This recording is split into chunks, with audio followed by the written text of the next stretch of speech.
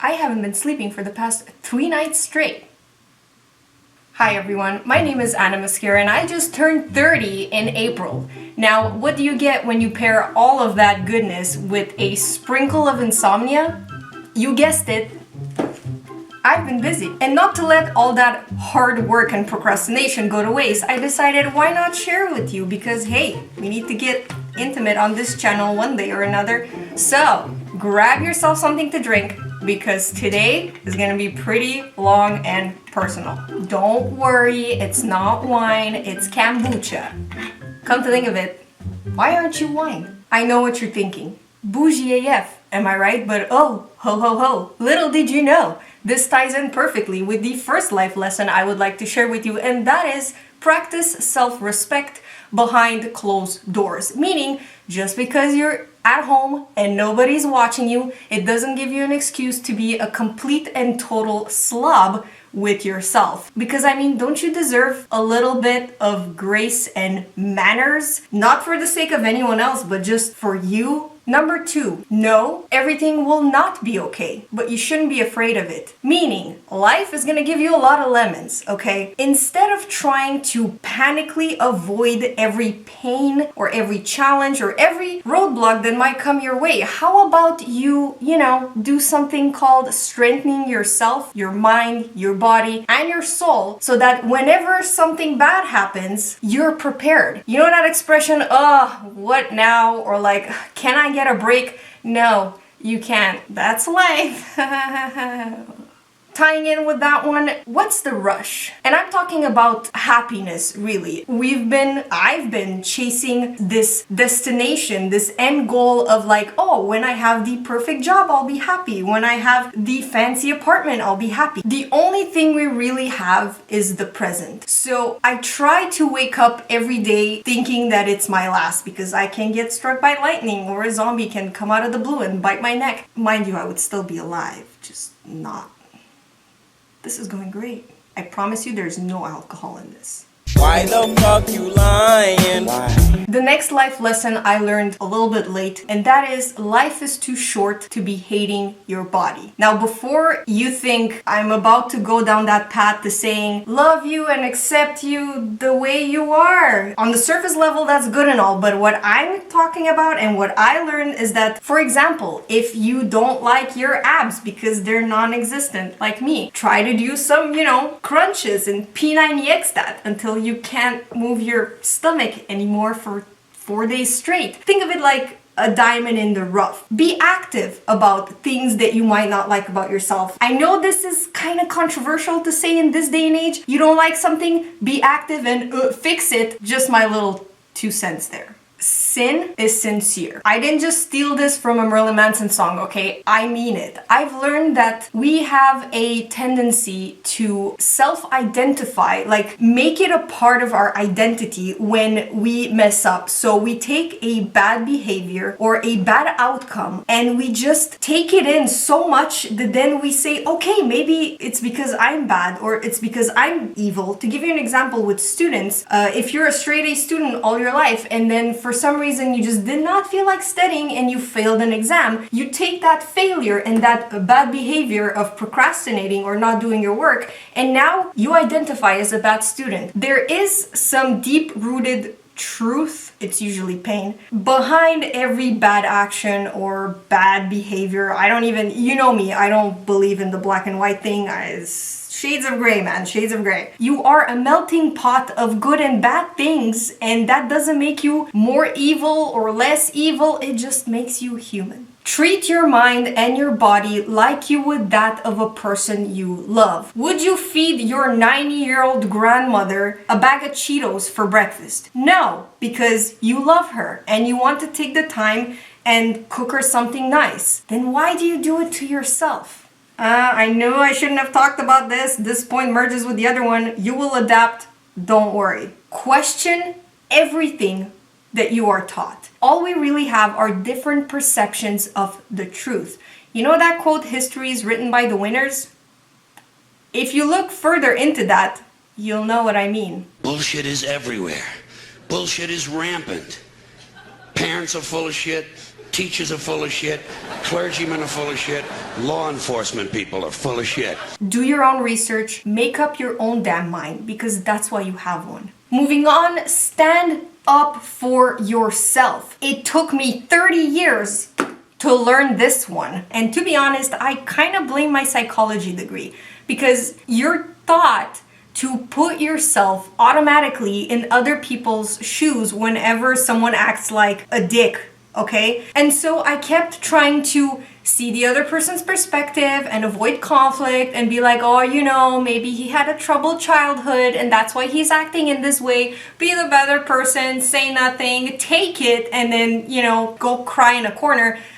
No. Whatever someone went through does not give them an excuse to treat you like garbage and to walk all over you. Getting old is awesome. And I'm just gonna flat out say this, but I genuinely, from the bottom of my heart, despised my 20s. I hated my 20s. I feel like I was the most insecure, I was the most uncertain of myself, and just, you know, bro, it was so bad. Growing older, you stop putting up with BS, you get more comfortable in your own body, you know, minus the negatives of like, you know, your back hurts. If you just smell a pizza, you instantly gain a few pounds. But all that aside, I really like aging. I think I maybe like a cheese or a fine wine, minus the maggots. This ties in perfectly with know yourself. I feel like the way I achieve this is by spending a lot of time alone and a lot of time in my head and developing this habit of introspection. So every chance I would get, I would just look inside myself and try to understand where is it coming from, what's going on. And I feel that really helps to build your confidence, your self-esteem, and your knowledge of who you are. And then you can make decisions that are more in favor and in line with yourself. Speaking of doing your own research, this unfortunately, I don't know if I'm the only one, is a honest critique of the new fade that's going on in the healthcare system right now. I don't know how it is in other countries, but in Canada, there's this movement of empowering patients, of letting the patient be in control of his health and wellness. So what that translates to is that every time I go to a professional to seek professional advice, they just ask me, well, what do you think? If I knew what I wanted to decide, I would not have come to you, sir. I come to a dentist or a doctor or a medical specialist for your professional advice. I did not spend a billion years in medical school like you did. Help a girl out, okay? Just not gonna go into it. Basically, do your own research before you go to the doctor, because you're gonna have to make that call for yourself, seems like. Your problems don't go away if you change locations. I have Venus in Pisces, meaning I tend to prefer this thing called escapism instead of confrontation and facing your problems head on. So whenever things go bad, but like really bad, like down south bad, I run away. If you don't fix the problem coming from within, it will follow you wherever you go. See, the problem with this is that these life lessons intertwine, because the next one is we only really have today. I want to be happy every day. I want to be happy as many times during the day as I possibly can. Surround yourself with life. I mean plants and animals. I swear, ever since I moved from my parents' house, I have felt this hole in my soul, and that is lack of pets. Nothing beats coming home from a long, crappy day at work and at, the daily grind, and seeing your dog be genuinely thrilled that you are home. This one is probably one of my favorite ones. What else are you gonna do? When I'm being lazy, or I just want to procrastinate, or I try to avoid something I don't want to do, like, I don't know, working out, I always tell myself, oh no, I would just rather go home, and next time you feel like not doing what you should do or what you have to do or whatnot, or if you try to put one of your dreams back on the shelf and not do anything about it, tell yourself, meh, what else you gotta do? Play with your prick for another 30 years? What, are you gonna read People magazine and eat at Wendy's till the end of time? Take a fucking chance. Scratch that. This next one is one of my favorite life lessons I've learned in 30 years, and that is keep your secrets. Your mom, okay, or your friends, or your like partner or whatever does not need to know every single detail of your existence. I feel like we've been indoctrinated and this has been shoved down our throats since we were little. Tell me everything, there's no secrets in this house and all that stuff. I mean, there's some things that you just should keep to yourself, not only out of pure dignity, okay, because nobody needs to know that you bleach your mustache, okay? Oops. Or, for example, having a moment with someone and keeping it to yourself is not only, I mean, you're allowed to, and it makes it even more special because no one has shared that memory or that moment other than you and, you know, the other person. Moving on, use your time. I mean, wisely. That's why I always made it a point and forced myself to always do something extra outside of the, you know, routine or generic life that everyone has, like go to work, go to the gym, watch a movie, and sleep and eat. You only have a certain amount of time on this earth, and I want to look back and I want to be able to tell stories. I want to feel like my time was well spent. You don't have to take in all the criticism. Coming from someone that is kind of, you know, in the public eye, a lot of the times I am faced with a lot of criticism, good or bad. And in the past, in my 20s, I've always made it a point to take all the criticism and change my behavior, change how I act, change how I talk, yada, yada, yada, for the better, to improve. But what I've noticed is that, yes, it's good, but even good quality, you know, criticism that comes from the heart should still be taken with a grain of salt. For example, I've been criticized a number of times for speaking too slowly. It's usually because it comes from a place that's really hard to reach in there and get what I want to say out. And there's a lot of emotion, so I try to filter it as it comes out, so it comes out in a politically correct way. And I don't see anything bad with that. I actually find that very genuine. And that criticism, I mean, I understand it, I see it, I hear it, but I don't necessarily want to change myself completely because of it. And I don't think you should either. Next one is shut up and listen. I have so many requests from you guys asking me, Anna, how do you study when you're sick? How do you study when you are extremely tired or in an abusive family environment? And I'm just there, bro. You're not listening. Your body is telling you you're tired. Listen to it. Your heart is telling you it is wounded. Take care of it. Next one is a bit random, but when you eat out, eat something that you can't make yourself. Not only does it make eating out a more enjoyable and unique experience, but you get to save money when you realize that, hey, I could have made this pasta or chicken noodle soup at home. Be known for something. If you're a 90s kid, I'm sure you remember the commercial of the little kid running around and saying like, my thing's sound effects. Here's a T-Rex.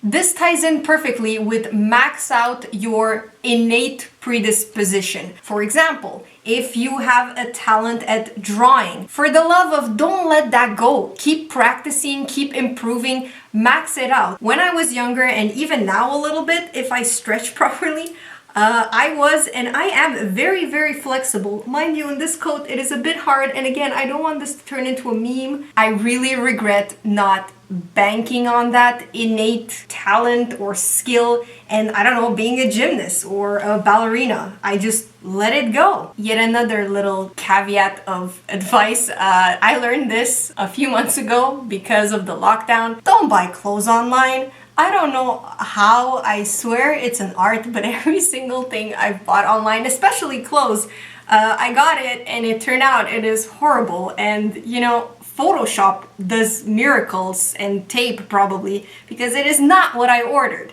Take it from me, just go try it on when the shop's open. Just go try it on. Unless it's something that you're buying again and you know how it looks like or whatever, in person is better. Enjoy a moment of silence, meaning stop trying to drown out your thoughts and emotions with being busy all the time, with music, with a radio, or with TV playing in the background. For the love of, just listen to the birds, okay? I have a pet peeve of whenever I go in nature or at the beach or whatever, and there's always this freaking guy with his radio or his bass little pill thing blasting his music. I mean, I didn't spend 2K to be here to listen to your crappy music, okay, dude?